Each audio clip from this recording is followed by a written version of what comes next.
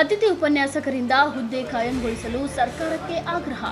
ಸರ್ಕಾರಿ ಪ್ರಥಮ ದರ್ಜೆ ಕಾಲೇಜುಗಳಲ್ಲಿ ವರ್ಷಗಳ ಕಾಲ ವಿದ್ಯಾರ್ಥಿಗಳಿಗೆ ಪಾಠ ಹೇಳಿದ ಸಾವಿರಾರು ಅತಿಥಿ ಉಪನ್ಯಾಸಕರ ಬದುಕು ಇಂದು ಅನಿಶ್ಚಿತತೆಯಲ್ಲಿದೆ. 10 ರಿಂದ 15 ವರ್ಷಗಳ ಕಾಲ ಸೇವೆ ಸಲ್ಲಿಸಿದರೂ ಶಾಶ್ವತ ಉದ್ಯೋಗದ ಭರವಸೆ ಇಲ್ಲದೆ ಭವಿಷ್ಯದ ಆತಂಕದಲ್ಲಿ ದಿನ ಕಳೆಯುವ ಪರಿಸ್ಥಿತಿ ನಿರ್ಮಾಣವಾಗಿದೆ.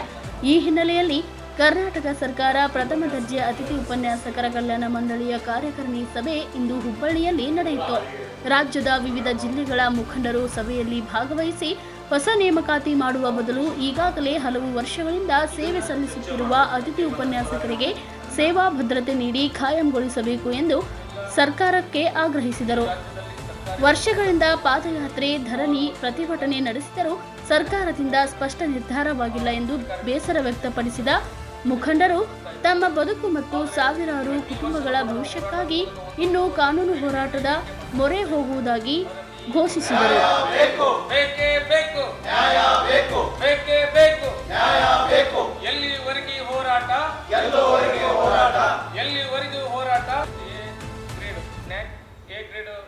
ಬರಬೇಕಾದ್ರೆ ಎಲ್ಲ ನಮ್ಮ ಅತಿಥಿ ಉಪನ್ಯಾಸಕರ ಬಹಳಷ್ಟು ಅತಿಥಿ ಉಪನ್ಯಾಸಕರನ್ನು ಬೇಕೇ ಬೇಕು, ನ್ಯಾಯ ಬೇಕು, ಬೇಕೇ ಬೇಕು, ನ್ಯಾಯ ಬೇಕು, ಬೇಕು, ನ್ಯಾಯ ಬೇಕು, ಬೇಕೇ ಬೇಕು, ನ್ಯಾಯ ಬೇಕು.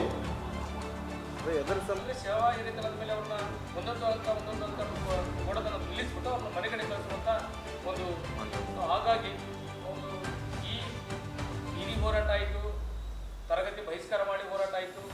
ಅದೇ ಕೊನೆಯದಾಗಿ ನಮ್ಮದೊಂದು ಕಾನೂನಾತ್ಮಕ ಹೋರಾಟಕ್ಕೆ ತಯಾರಾಗಿದೆ. ಕೈಗಾರಿಕೆ ಇರ್ಬೋದು,